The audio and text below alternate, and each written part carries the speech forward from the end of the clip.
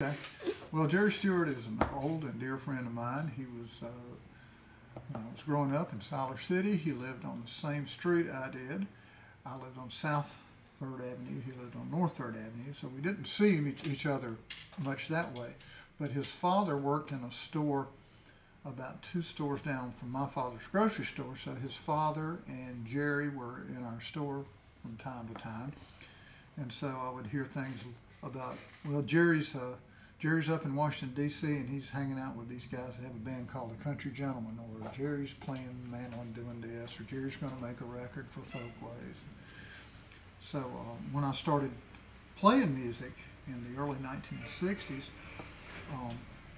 and really more in the late 60s when I came home from college and started teaching school, Jerry was playing a lot of music and was a very big mentor to me. There were two fellows in Siler City that both mandolin players, both lived on North 3rd Avenue, who were at one time, who were great mandolin players and great mentors. One was Paul Bean, one was Jerry Stewart, and they both had mastered Bill Monroe's mandolin style. And so I grew up learning to play. I'm a guitar player primarily, and I grew up learning to play guitar for mandolin players. And to play like a mandolin player, not like a guitar player. So I don't play like other guitar players. I play like a frustrated mandolin player because of Paul Bean and Jerry Stewart. But stories about Jerry Stewart, they are legion. I played in one band with him called Tom and Jerry and the Bean Blossoms, the 2 Bean brothers, Paul and Donald, and Jerry and myself. We had 2 mandolins in the band. That was interesting. That was probably in the very early 70s. I played with him in the Green Valley Ramblers when he was a Green Valley Rambler. Jerry had what was the album on? County? Sales? County or Rebel or whichever one. Anyway, when Jerry did his great solo album a few years back, when he first started talking about doing that solo album, he got Tom Gray and me together and we went over the material for the album and talked about what we were going to play and all that.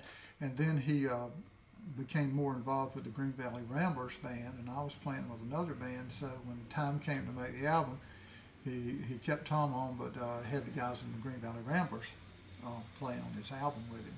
So I got to be on the preparation, but not on the final product. And it's a great album. They did a great job. But Jerry and I played in a band. One of the most interesting experiences was that Jerry and I played in a band that only played in public 2 or 3 times, maybe 4, and it was called the Bluegrass Band, because we couldn't think of a really snappy name, and it consisted of a fellow named Jimmy Prince, who played bass, Garland Shupin, great banjo player who played with Jim Jesse and the Virginia Boys for many years, Jerry on mandolin, and I played guitar. And we heard there was going to be this contest, this National Bluegrass contest in 1970 at Camp Springs. So we began preparing for that with this 4-piece band and learning songs and doing arrangements and working on the singing. And the singing was pretty good because Garland was a good singer and Jerry was a good singer and I was an okay singer, but it worked out pretty well. And Jerry and Garland were superb instrumentalists, so we had a pretty good band, and we entered this contest after having, like I said, not played much. We went over to, there was a meat packing plant over near Lexington, North Carolina, that had a place to play in its basement, and people would come out on Saturday nights and come to this meat packing plant. I'm trying to remember whether it smelled funny or not, but anyway, and they would come to this meat packing plant, and music would be like a music show in the basement. So Garland and Jerry and Jimmy and I played there maybe once or twice, and I think we played one fiddler's convention, maybe at Mount Pleasant. But the main show the only big show I guess we ever did was the National Bluegrass contest, and during the regular competition, Garland won the banjo prize. They only had banjo and fiddle prize, and we didn't have fiddler in the band, so we didn't have a shot at that. But Garland won the banjo prize, and then we tied the Smoky Ridge Boys for the first prize in the National Bluegrass contest, and the prize was some money and a recording contract. So we did a playoff, and I forgot the words to the song we were doing in the playoff. I mixed up the words from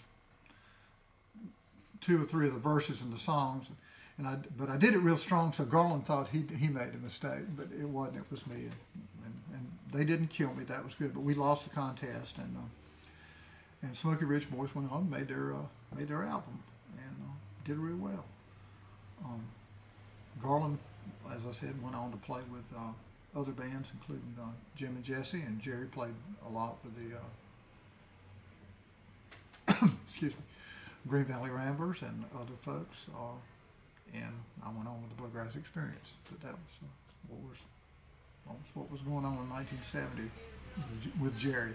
And it was great working with him because it was he knew so much about music and about arranging and getting the vocal parts right and all that sort of thing. I taught Jerry's son, Doug. Jerry's nickname was Frog. We always called Doug Tadpole because he was the son, the younger of Jerry's 2 sons. And I taught Jerry's son in the 7th grade when I was teaching middle school in Siler City. And I think he's in his 40s or 50s now, and is about to get over it. I think I was his health and PE teacher.